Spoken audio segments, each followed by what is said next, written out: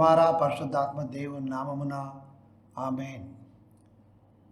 సర్వోన్నతుడైన సర్వశక్తిమంతుడైనటువంటి దేవుడు తన యొక్క మహా గొప్ప వాత్సల్యతను బట్టి మనలను సజీవుల లెక్కలో లెక్కిస్తున్నాడని దేవునికి వందనాలు చెల్లిస్తాము. అంతకంతకు మనలను వర్ధిల్ల చేయుచున్నటువంటి దేవుడు ఆయనే. క్రీస్తుతో కూడా నడుస్తున్నటువంటి అనుభవంలో హనోకు వలె దేవుని కొరకు బలమైన కార్యాలు చేసినటువంటి ప్రవక్త అయిన ఏలియా వలె దేవుని యొక్క పిలుపును విని తన దేశమును సమస్తమును విడిచిపెట్టి దేవుడు చూపించిన స్థలంలోకి వచ్చినటువంటి అబ్రాహాము వలె దమస్కు మార్గంలో వెళ్తూ ఆ దేవుని యొక్క మహిమను క్రీస్తును చూసి క్రీస్తు కొరకు జీవించినటువంటి పౌలు వలె హృదయములో పరితాపము నొంది దేవుని యొక్క సంఘమును ప్రేమిస్తూ ఆయన కొరకు మార్పు చెందినటువంటి సీమోను పేతురు వలె ప్రభు మనలను ఆశీర్వదించి నడిపించునుగాక. ప్రార్థించుకుందామా? కనికరం గల తండ్రి, ఈ సమయంలో ఈ వర్తమానం వెనుటకు సిద్ధపడుచున్నటువంటి నీ ప్రజలను నీవు దృష్టించి చూడమని బ్రతిమాలకొంచు ప్రార్థిస్తుంటున్నాను. మా హృదయాలోచనలు అనేకములు, కానీ నీ చిత్తమే నెరవేరునుగాక. ఎందుకంటే మేము అడుగు వాటన్నిటికంటేనో ఊహించు వాటన్నిటికంటేనో అత్యధికంగా చేయ సమర్థుడైన దేవుడు నీవే.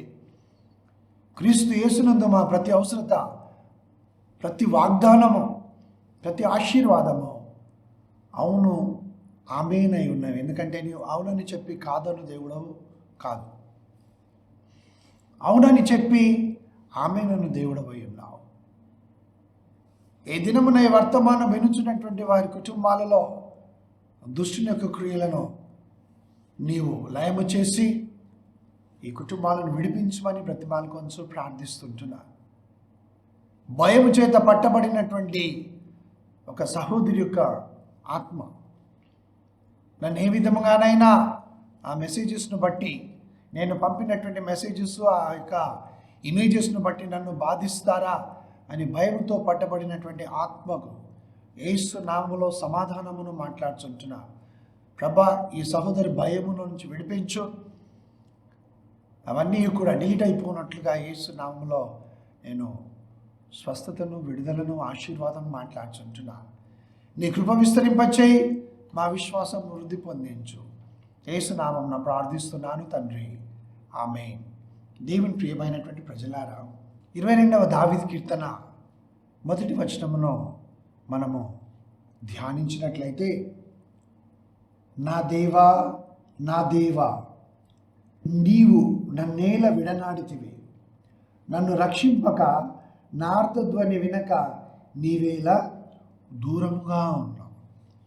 నేను పగలు మొరపెడుతున్నాను, రాత్రి వేళ కూడా మౌనంగా ఉండడం లేదు. నేను ప్రార్థిస్తూనే ఉన్నాను, కానీ నాకెందుకు దూరంగా నీవు ఉన్నావు? ఎందుకు నాకు నష్టము వెంబడి నష్టము, శ్రమ వెంబడి శ్రమ, దుఃఖము వెంబడి దుఃఖము, రోగము మీద రోగము, బాధ వెంట బాధ? ఎందుకు నాకు ఇవన్నీ? నాకు, నా కుటుంబానికి మాత్రమే ఇవన్నీ ఎందుకు కలుగుతూ ఉన్నాయి? మా చుట్టుప్రక్కల వారు చూడండి, మా సంఘములో, నేను పనిచేస్తున్న స్థలములో వారెంతో సంతోష సమాధానములతో, వారు ధనధాన్యములతో, ఆస్తిపాస్తులతో తులతూగుతూ ఉంటున్నారే. మరి మాకు, మా కుటుంబానికి ఎందుకు ఈ బాధ అని తలంచేవారు చాలామంది ఉన్నారు. అయితే ఆస్తి కలిగిన వారు, ధనధాన్యములతో తులతూగుతున్నటువంటి వారు, వెండి బంగారం కలిగినటువంటి వారికి సమాధానం లేదు. వారి ఆత్మకు నెమ్మది ఉండదు, పైకి కనబడదు, కానీ వారికి ఉండాల్సిన భయాలు వారికి ఉంటాయి. మరి ఈ ప్రార్థనకు జవాబు లేదా? ఉంది. దేవుడు ఇంతవరకు నిన్ను కాపాడి సంరక్షిస్తున్నాడంటే దేవుడు నీలో ఉన్నాడని, నీతో ఉన్నాడని నీవు గ్రహించడం లేదా? దేవుడు మనుషుల చేతికి మనల్ని అప్పగించలేదు, లేకపోతే వారు మనలను సజీవులంగానే మింగివేసి ఉందరు. ప్రభు మనతో ఉన్నాడు, నీతో ఉన్నాడు, నీ కుటుంబంతో ఉన్నాడు, నాలో ఉన్నాడు, నాతో ఉన్నాడు, నా కుటుంబంతో ఉన్నాడు. కాబట్టి మనకు ఆ సమయమునకు కావలసిన సమస్తమును సమకూర్చుచూ ఉన్నాడు. నేనున్నానని ధైర్యపరుస్తున్నాడు. గొప్ప సమాధానమును మనలో కలగజేస్తున్నాడు. నీ ఆత్మ ఏ విధంగా ఉన్నది? నిజంగా ఒక వ్యక్తి జీవితంలో జరిగినటువంటి దానిని నేను మీ ముందుకు తీసుకొని వస్తాను. 1871 సంవత్సరం 1871 హెరాషియో స్పాఫర్డ్ అనేటటువంటి ఆయన కుమారుణ్ణి పోగొట్టుకున్నాడు. 4 సంవత్సరాలు ఆ బాబుకు, 4 సంవత్సరాల కుమారుడు చనిపోయాడు. ఆ తర్వాత మరుసటి సంవత్సరం అనగా 1872లో అమెరికా దేశంలో షికాగో ఫైర్ అనగా అప్పుడు 1872లో మొత్తం పట్టణమే కాలిపోయింది. మొత్తం షికాగో ఫైర్ అంటారు. ఆ యొక్క మంటల్లో ఇతనికున్న సమస్తము కూడా కాలి బూడిదైపోయింది. ఎవరికి? ఏ హెరాషియో అనేటటువంటి ఆయనకి. 1871లో 4 సంవత్సరాల కుమారుడు చనిపోయాడు. 1872లో ఈ యొక్క ఆస్తి మొత్తము కాలిపోయింది. తర్వాత 1873 సంవత్సరం 1873లో తన భార్యను, 4 కుమార్తెలను ఈయన ఏం చేస్తాడంటే, ఇతను ఒక లాయర్, లా ఫర్మ్ ఉందన్నమాట ఈయనకు. అంటే ఒంటరివాడు కాదు, ఈయన దగ్గర చాలామంది పనిచేసేటటువంటి అసిస్టెంట్స్ ఉంటారు అనమాట. ఒక కంపెనీ లాగా పెట్టుకున్నాడు, ఫర్మ్ అంటారు, లా ఫర్మ్ అంటారు దాన్ని. అందులో ఈయన ఓనర్. సో ఈయనకు కొన్ని పనులు ఉండడం వల్ల ఏం చేశాడంటే, ఆ కాలంలో ఎక్కువగా షిప్స్ను ఉపయోగించేటటువంటి వాళ్ళు ప్రయాణం కొరకై ఈ బాధలన్నీ పడుతున్నాం కదా అని ఏం చేశాడనంటే, తన భార్యను, 4 కుమార్తెలను ఆయన ఓడ ఎక్కించి యూరప్ దేశంలో హాలిడేస్ కొరకు పంపించాడు. నేను మిమ్మల్ని తర్వాత జాయిన్ అవుతానని చెప్పేసి వారి 5గురిని ఓడ ఎక్కించి పంపించాడు. ఆ ఓడ పేరు ఎస్ఎస్ విల్లీ డ్యూ హావ్రే. ఈ షిప్లో ప్రయాణం చేస్తుంటే ఆ షిప్ మధ్యలో మునిగిపోయింది. 4 కుమార్తెలు అందులో సముద్రంలో మునిగి చనిపోయారు. భార్య ఒక్కతే బ్రతికి బయటపడింది. చూడండి, ఒక్కొక్క సంవత్సరము ఏమేం జరుగుతూ ఉన్నదో ఇతని జీవితంలో. కొడుకు చనిపోయాడు, ఆ నెక్స్ట్ సంవత్సరంలో ఇతని ఆస్తి అంతా కాలిపోయింది. ఆ నెక్స్ట్ సంవత్సరము 4 కుమార్తెలు చనిపోయారు. తర్వాత ఇతనికి ఉన్నటువంటి ఈ లా ఫర్మ్, అంటే ఆ యొక్క న్యాయ తీర్పు తీర్చడానికి ఉండేటటువంటి ఆ కంపెనీని పెట్టుకున్నాడు కదా, ఆ లా ఫర్మ్ కూడా కాలిపోతే ఇన్సూరెన్స్ చేశాడు ఇతను. ఆ ఇన్సూరెన్స్ కంపెనీ వాళ్ళు ఏమన్నారంటే, కాలిపోయినందుకు మేము నీకు డబ్బులు ఇవ్వం. ఎందుకనంటే that is an act of God. అది దేవుని కార్యం కాబట్టి న్యాచురల్గా జరగలేదు అది, అందు గురించే మేము ఇవ్వం పో అన్నారు. ఏమీ అతనికి ఇవ్వలేదు. అయినా ఈ హెరాషియో అనేటటువంటి ఈ సహోదరుడు అమెరికా దేశంలో అప్పుడు ఏమన్నాడంటే, నేను అన్నింటినీ పోగొట్టుకున్నా నా ఆత్మను మాత్రం నేను కాపాడుకోగలిగిన, ఎందుకంటే క్రీస్తును నేను పోగొట్టుకోలేదు. హల్లెలూయా. అన్నీ పోగొట్టుకున్నా క్రీస్తును నేను కలిగి ఉన్నాను అనే ధైర్యము, నమ్మకము, విశ్వాసము మన జీవితాలలో మనం కలిగి ఉందుము గాక.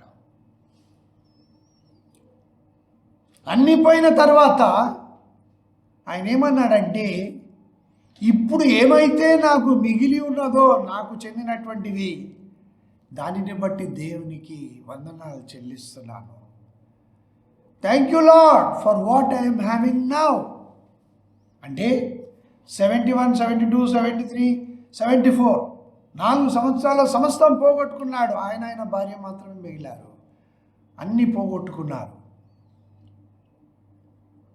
4 కుమార్తెలు, కుమారుడు, తర్వాత ఆస్తి మొత్తం కాలిపోయింది షికాగో ఫైర్లో. ఇది నిజంగా జరిగినటువంటి సంఘటన. ఈయనేమంటాడనంటే ఒక పాట కూడా రాస్తాడు. ఏమనంటే, it is well with my soul. నా ఆత్మ స్థిరంగా ఉన్నది. It is well, all is well. ఆ శూన్యమేరాలు కుమారుడు చనిపోయినప్పుడు గాడిదకు గంతగట్టి ప్రవక్త దగ్గర పోతూ ఉంటే భర్త అడుగుతాడు, ఎందుకు నువ్వు ఇప్పుడు ఆ దైవజనం దగ్గరికి వెళ్తున్నావు? ఏమైందంటే, పైన చనిపోయిన కుమారుని బాడీ ఉన్నది, క్రింద భర్తతో ఆమె ఏమంటుందంటే, అన్నీ మంచిగానే ఉన్నాయి, అన్నీ ఆల్ ఈజ్ వెల్, అన్నీ మంచిగానే ఉన్నాయి. ఏం దేవుడో ఏమో, కొడుకుని తీసుకున్నాడు, బిడ్డలను తీసుకున్నాడు, ఆస్తి మొత్తం పోయింది, ఈయన నిజంగా దేవుడేనా అని శాపనార్థాలు పెట్టలేదు. ఈ దేవుణ్ణి నేను విడిచిపెట్టేస్తున్నాను, నాకు ప్రార్థన చేయకు, నాతో చెప్పిన వాళ్ళు ఉన్నారు, ఇంకా మీరు నాతో మాట్లాడకూడదు, నాతో చెప్పిన వాళ్ళు ఉన్నారు, మీరు మెసేజెస్ పంపించవద్దు, నాతో చెప్పిన వాళ్ళు ఉన్నారు. ద గ్రేట్ ఫాల్ అవే అంటే భ్రష్టత్వము. ఇంగ్లీష్లో ఫాల్ అవే అని ఉంది, తెలుగులో భ్రష్టత్వం. అనగా దేవుణ్ణి దేవునిగా ఎరిగి ఉండి ఆయనను రక్షకునిగా అంగీకరించి సమాధాన స్థితిని పొంది ఉన్న తర్వాత జీవితయాత్రలో నీకు కష్టాలు వచ్చినప్పుడు, లేక కొంచెం బాధ కలిగినప్పుడు, ప్రార్థనకు జవాబు రాకపోతే, వారు అనుకున్నది జరగకపోతే, అనగా దేవుడు అనుకున్నట్లుగా వీరి జీవితంలో జరగకూడదు, వీరు అనుకున్నట్లుగా దేవుడు చేయాలి. అదే డిఫరెన్స్. దేవుడు ఏదైతే నా జీవితంలో చేయాలనుకుంటాడో దానికి నేను ఒప్పుకోను, నేనేమనుకుంటానో దాని ప్రకారం ఆయన చేయాలి. అప్పుడే ఆయన దేవుడు నాకు. God is God. దేవుడు దేవుడే. నేను ఆయనను దేవుడిని అన్నంత మాత్రాన ఆయన మహిమ ఎక్కువైపోదు, నువ్వు దేవుడవు కాదు అని ఒక మానవుడు అన్నంత మాత్రాన ఆయన మహిమ తగ్గిపోదు. ఆయన మారడు. All is well. I thank you lord for what I'm having now. నాకు ఇప్పుడు ఏదైతే నేను కలిగి ఉన్నానో దానిని బట్టి నీకు వందనాలు. ఎంతమంది మీ చెప్పగలం ఏ విధంగా? సమస్తమును ఇచ్చినవాడు ఆయనే, సమస్తమును తీసుకునేవాడు ఆయనే. ఎందుకంటే ఆఖరిలో నేను ఎంతకాలం జీవించినా ఎక్కడికి పోతుంది నా ఆత్మ? ప్రతి ఒక్కరి ఆత్మ, for that matter your soul. What's the destination of your soul after say 100 years? 100 సంవత్సరాలు నీవు జీవించిన తర్వాత నీ ఆత్మ ఎక్కడికి పోతుంది? నీవు ఏ దేవుణ్ణైతే తృణీకరిస్తూ ఉన్నావో, ఏ దేవుణ్ణైతే దేవుడు కాదని నీవు ఆయనను శపిస్తున్నావో, ఆయన ద్వేషిస్తున్నావో ఆయన దగ్గరికి వెళ్ళాలి. దేవుడు ఒక్కడే. మనం నానా రకాల పేర్లు పెట్టుకుంటాం మనుషులు. ప్రపంచంలో ఒక్కొక్క దేశంలో, ఒక్కొక్క రాష్ట్రంలో, ఒక్కొక్క గ్రామంలో, ఒక్కొక్క ఇంటికి ఒక్కొక్క పేరు పెట్టుకుంటారు ప్రపంచంలో ఉన్నటువంటి వాళ్ళు. ఇట్స్ దేర్ చాయిస్, వాళ్ళ ఇష్టం. బట్ ఎన్ని పేర్లు పెట్టినా, ఎంతమంది ఎన్ని విధాలుగా పిలిచినా, ప్రేమించినా ద్వేషించినా ఆయన ఒక్కడే. సృష్టికర్త ఒక్కడే. సృష్టికర్త ఒక్కడే. కాబట్టి దేవుని ప్రియమైనటువంటి ప్రజలారా, ఈ హెరాషియో స్పాఫర్డ్ ఏమన్నాడంటే, even though I lost everything, I did not lose my Jesus. నేను అన్నిటినీ పోగొట్టుకున్నా నా యేసును నేను విడిచిపెట్టలేదు. ఈ సాక్ష్యము మనం చెప్పాలి. కాలు బాగైంది, ఈయన ప్రార్థన చేస్తే నా చెయ్యి బాగైంది. అక్కడ వాక్యం చెప్తుంటే నేను విన్నాను, నా బ్యాంకులో ఇన్ని లక్షల రూపాయలు. ఎక్కడి నుంచి పడతాయండి లక్షల రూపాయలు బ్యాంకులో? ఊరికేనే ఎవరైనా వేస్తారా? అప్పుడెప్పుడు ఆ మధ్యలో పేపర్లో చదివాను నేను, ఫేస్బుక్లో కూడా వచ్చింది. ఒక ఆయనకి 14 లక్షలు ఏమైనా బ్యాంకులో పడ్డాయి. త్వరగా వెళ్ళి ఇల్లు కట్టుకున్నాడు. మరి ఎక్కడి నుంచి వచ్చాయి ఏమని ఆయన అడిగాడా?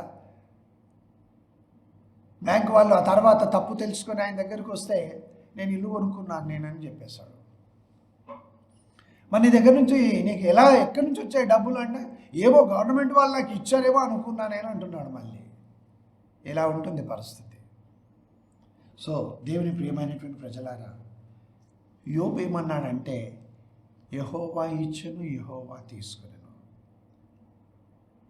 మనము ఈ భూమి మీద యాత్రికులము, పరదేశులమై ఉన్నాము. వారు విశ్వాసము కలిగి మృతి చెందిరి అని వ్రాయబడి ఉంది. అంటే దేవుడు ఉన్నాడు, ఆయన పిలిస్తే నేను రాను అని చెప్పగలిగినటువంటి వారు ఎవరూ లేరు. ఆయన పిలిచినప్పుడు తప్పకుండా నేను వెళ్ళాల్సిందే. ఇక్కడ ఏమి ఉన్నా ఇందులో నుంచి ఇంత తీసుకొని వెళ్ళలేను. నేనేమీ తీసుకొని వెళ్ళలేను. నేనేమీ తీసుకొని రాలేదు, ఏమీ తీసుకొని వెళ్ళను. ఆయనే అక్కడ నాకు సమస్తమును ఇస్తాడు. పరలోకములో ధనం సమకూర్చుకోవడానికి ఇక్కడ నేను ఉన్నాను. మనం చేస్తున్నటువంటి క్రియలను బట్టి మనకు జీతం ఇవ్వబడుతుంది. ప్రతివాని క్రియలకు ప్రతిఫలం ఉంటుంది. అది మనము మర్చిపోకూడదు. కాబట్టి ఇప్పుడు నేను 22వ దావీదు కీర్తన మొదటి వచనం చదివాను కదా. నా దేవా, నా దేవా, నీవు నన్నేలా విడనాడితివి. ఆయన క్షణం మాత్రమే నీవేం చేస్తావో నేనేం చేస్తానో అని పరీక్షించడానికి మాత్రమే అనుమతిస్తాడు దేవుడు.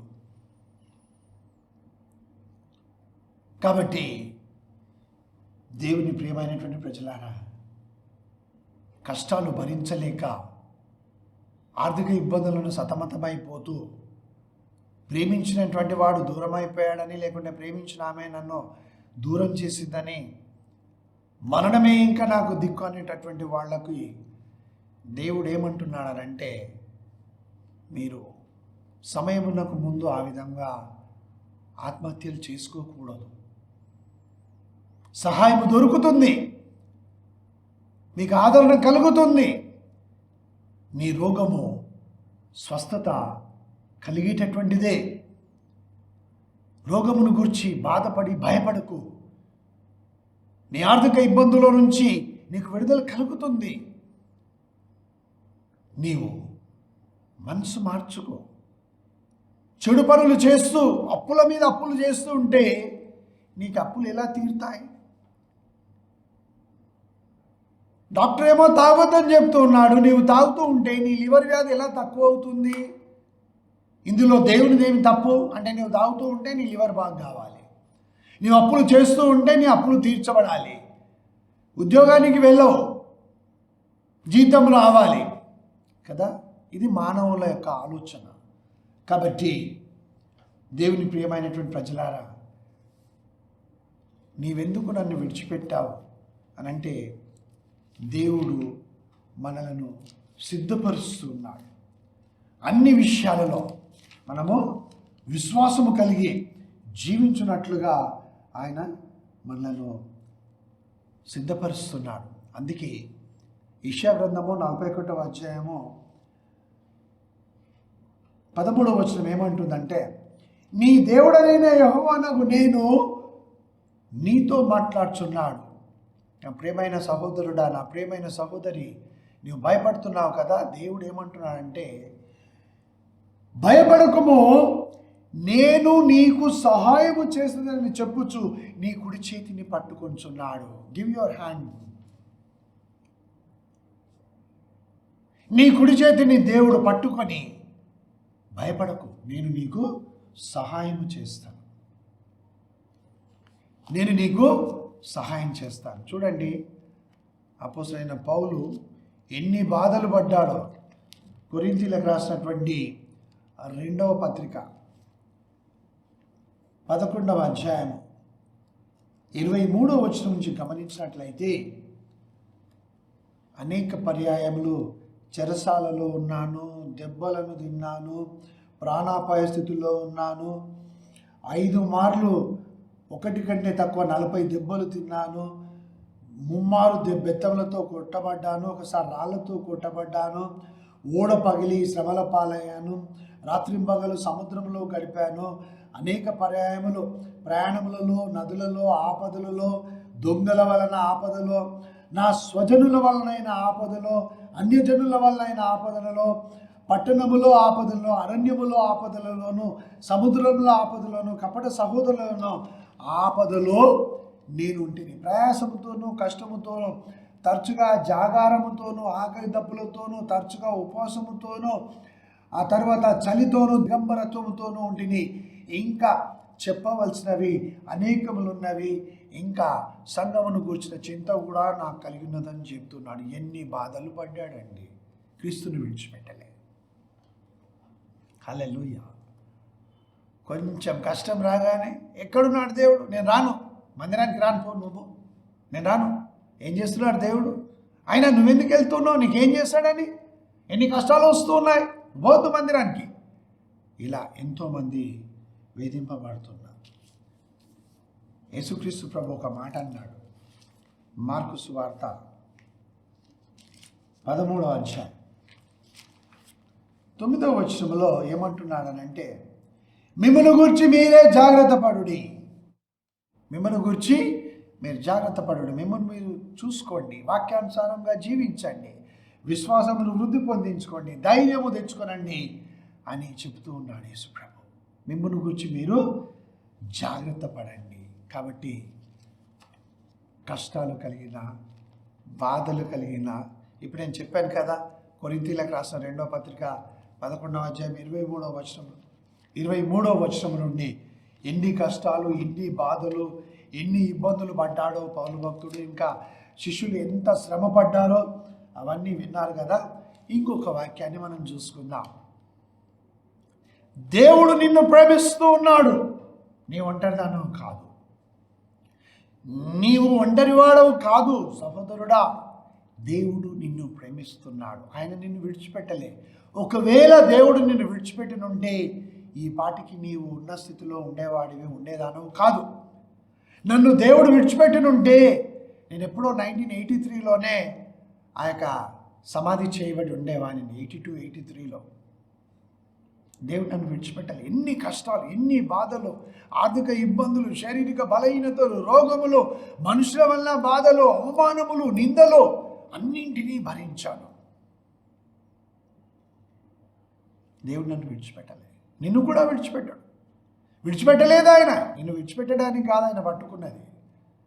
మనము దేవుని చేయి పట్టుకుంటే విడిచిపెట్టేస్తాం, వదిలిపెట్టేస్తాం. కానీ అందుకే యెషయా 41:13లో నేను ఇప్పుడు చదివాను కదా, వాక్యం ఏమంటుంది? దేవుడే అంటున్నాడు, నేను నీ కుడి చేతిని పట్టుకొనుచున్నాను. ఇంకా నువ్వు విడిపించుకోలేవు. హల్లెలూయా. రోమాపత్రిక 8వ అధ్యాయం 35వ వచనాన్ని నేను చదువుతున్నాను. ఏమంటున్నది వాక్యం ఇక్కడ అంటే, క్రీస్తు ప్రేమ నుండి మనలను ఎడబాపు వాడెవడు? క్రీస్తు ఏ ప్రేమనైతే నా ఎడల కనపరిచాడో ఆ ప్రేమలో నేను ఉండాలి. ఎందుకు అనంటే ఆయన తన ప్రాణమునే ధారపోసాడు నా కొరకు. దానికంటే ఎక్కువ ప్రేమ ఎవరు చూపించగలరు? వాక్యం ఏమంటుందంటే, శ్రమ అయినను, బాధ అయినను, హింస అయినను, కరువు అయినను, వస్త్రహీనత అయినను, ఉపద్రవమైనను, ఖడ్గమైనను మనలను ఎడబాపునా. ఆయనను మనలను ప్రేమించిన వాని ద్వారా వీటన్నిటిలో మనము అత్యధిక విజయము పొందుచు ఉన్నాము. పొందుతామని చెప్పడం లేదు, పొందుచు ఉన్నాం. ఈ కష్టాలలో కూడా, ఈ బాధలలో కూడా, ఈ యొక్క మనము ద్వేషించబడినప్పుడు, అన్యాయముగా మన మీద తీర్పు తీర్చబడినప్పుడు, చేయని నేరము మన మీద మోపబడినప్పుడు, మన పిల్లల గురించి కానీ, భర్తను గురించి కానీ, భార్యను గురించి కానీ, కోడళ్ళ గురించి కానీ, అల్లుని గురించి కానీ, నీ మనమడు మనమరాలు లేకుంటే ఇంకా అనేక విషయాలలో నిన్ను బాధిస్తూ ఉంటే దేవుడు ఎందుకు విడిచిపెట్టాడని దేవుని వైపునకు తిరిగి ఆయనను దూషించకుండా, ప్రభా వీటన్నిటిలో కూడా నీవు నాతో ఉన్నావు, ఎందుకంటే నీ ప్రాణమునే నా కొరకు ఇచ్చావు కదా, నీవెందుకు వీటిని కలగజేస్తావయ్యా? నేను నీ కృతజ్ఞతాస్తుతులు చెల్లిస్తున్నాను. తప్పకుండా నీవు నన్ను విడిపిస్తావు, తప్పకుండా నీవు నన్ను ఆశీర్దిస్తావు, తప్పకుండా నీవు నన్ను బలపరుస్తావు, తప్పకుండా నీవు నాకు సహాయం పంపిస్తావు. ఇదిగో ఇప్పుడే నేను నీకు సహాయం నేను పొందుచూ ఉన్నాను. He is blessing you. తలలు వంచి దేవుని వైపు చూద్దాం. ప్రభా, ఇదిగో ఆర్థిక ఇబ్బందుల్లో చిక్కుకుపోయినటువంటి ఈ కుటుంబాన్ని రేపటి దినమున వీరు డబ్బు కట్టాలి, ఇప్పుడే నీవు సహాయం పంపించినందులకై నీకు వందనాలు, స్తోత్రం. వీరికి ఎవరైతే డబ్బులు ఇవ్వాలో ఇవ్వడం లేదు ప్రభా, ఈ తీసుకున్నటువంటి వారు నమ్మకంగా తిరిగి వీరి డబ్బులు ఇచ్చినట్లుగా నీవిప్పుడే వారిని ఆశీర్వదించి వీరి డబ్బులు వీరికి వచ్చినట్లుగా దీవించినందులకై నీకు వందనాలు, స్తోత్రం చెల్లిస్తుంటున్నాను. అనారోగ్యము, బలహీనతో కృంగిపోయినటువంటి వారిని నీవిప్పుడే ముట్టి స్వస్థపరిచినందులకై వందనాలు. కాలు చేతుల్లో తెమ్మెరలు వచ్చేసి బాధింపబడుతున్నటువంటి వారికి ఇప్పుడే యేసునామములో స్వస్థతను మాట్లాడుతుంటున్నాను. ప్రభా, తలనొప్పి, బలహీనత, ఆయాసము చేత పీడింపబడుచు, మనసులో సమాధానం లేకుండా అధైర్యపడుచు కూలిపోతున్నటువంటి వారికి యేసునామములో విడుదలను మాట్లాడుతుంటున్నాను. ఎందుకంటే నీవు వీరి చేతిని పట్టుకున్నావు కాబట్టి వీరికి సహాయము దొరికింది. ఇప్పుడే నాకు కూడా సహాయం దొరికింది. కృపాక్షేమను విస్తరింపజేసి నడిపించుమని యేసునామమున ప్రార్థిస్తున్నాను తండ్రి. Amen, amen. Praise the Lord. God bless you. Amen.